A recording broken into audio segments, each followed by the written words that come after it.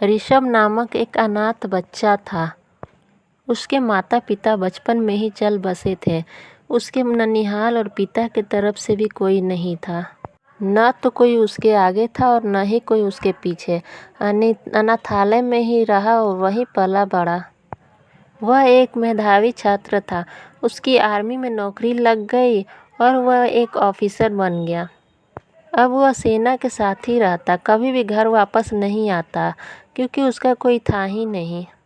उसने शादी भी नहीं की थी। उसकी जितनी सैलरी मिलती वह सभी बचा लेता था। आर्मी के कैंटीन में खाता और वहीं पर रहता भी था, तो उसका खर्चा लगभग ना के बराबर होता था। इसलिए उसने आज तक जितनी सैलरी पाई उतनी बचा ही ली थी। उसी कैंटीन में सूरजमल नामक एक सेठ आता था, जो कि कैंटीन के छोटे मोटे सामान का सप्लायर था। बहुत दिन हो गए दोनों को एक दूसरे को जानते पहचानते। एक दिन सूरजमल ने कहा, ऋषभ, तुम्हारे सारे पैसे बैंक में ही तो रखे हैं, मुझे दे दो व्यापार में लगाने के लिए। मैं तुम्हें अच्छा मुनाफा दूंगा। ऋषभ ने मना कर दिया। उसने कहा, मुझे इतने ज़्यादा पैसों की लालच नहीं है। जो सरकार ने दिया है वह मेरे खाते में पड़े हैं। कभी ज़िंदगी में ज़रूरत पड़ी तो इस्तेमाल करेंगे, नहीं तो कोई बात नहीं।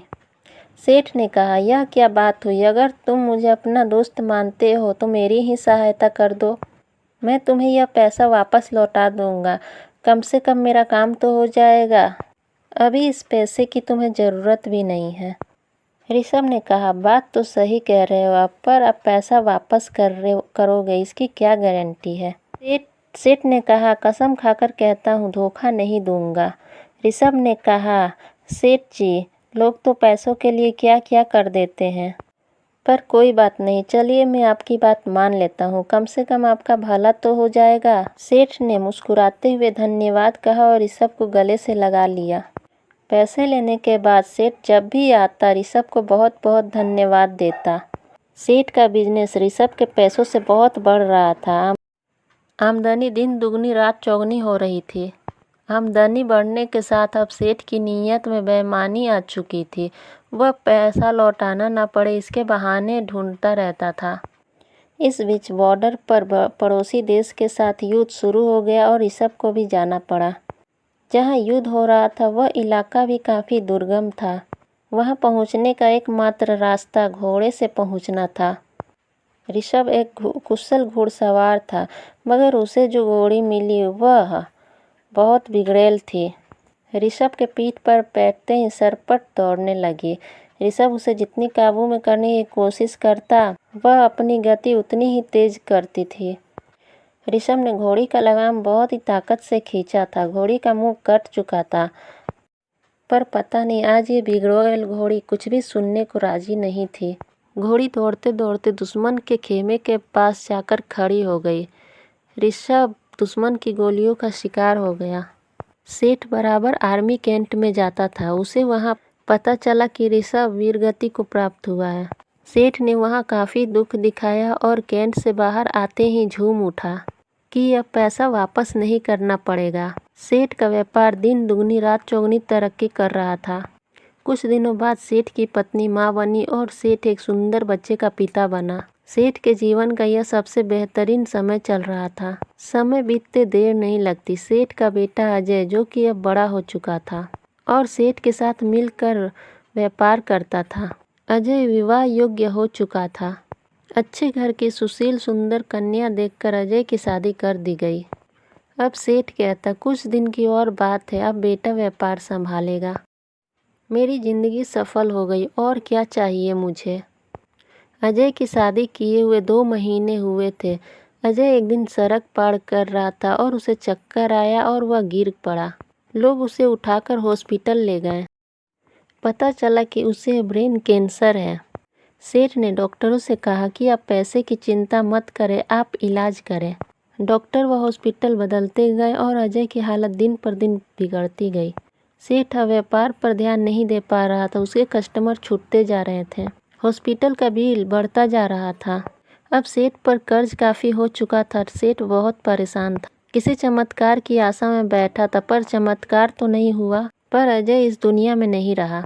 महीनों जिंदगी की जंग लड़ने के बाद अजय अब हार चुका था। सेठ के घर में हाहाकार मच गया।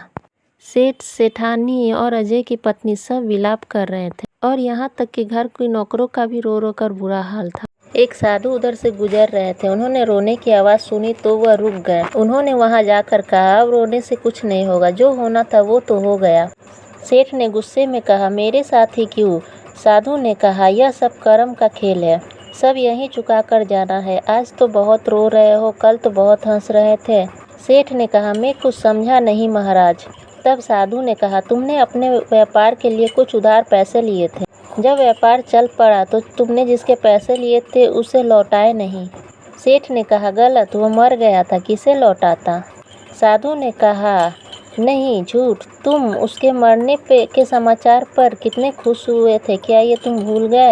उस दिन तुमने मिठाई बांटी थी, क्या मिठाई बांटना सही था?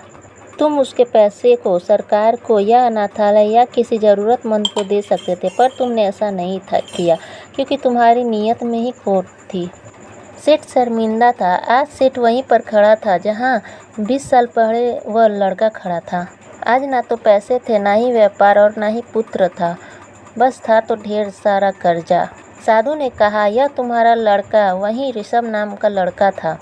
यह अपना हिसाब करने आया था, हिसाब कर लिया और चला गया। जितना उसने तुम्हें दिया था वह सूद समेत वापस ले लिया। तुमने उसकी शिक्षा, शादी, हॉस्पिटल पर खूब खर्च किया और जब वह गया तो तुम्हें भिखारी बना गया। सेठ ने रोते हुए कहा, मान लिया मेरी गलती थी, पर इस बेटी की क्या गलती थी? इससे तो सिर्फ 2 महीने पहले ही शादी हुई थी। साधु ने कहा, ये इसके कर्म का फल था।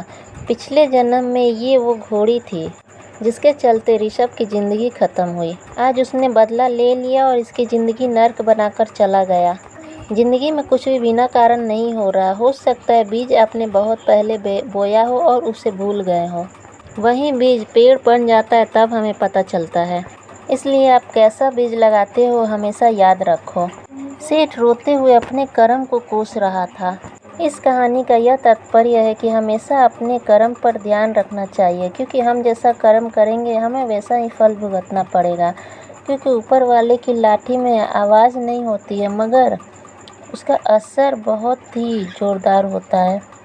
अगर आपको कहानी अच्छी लगी तो चैनल को सब्सक्राइब कर दें और लाइक कर दें। धन्यवाद।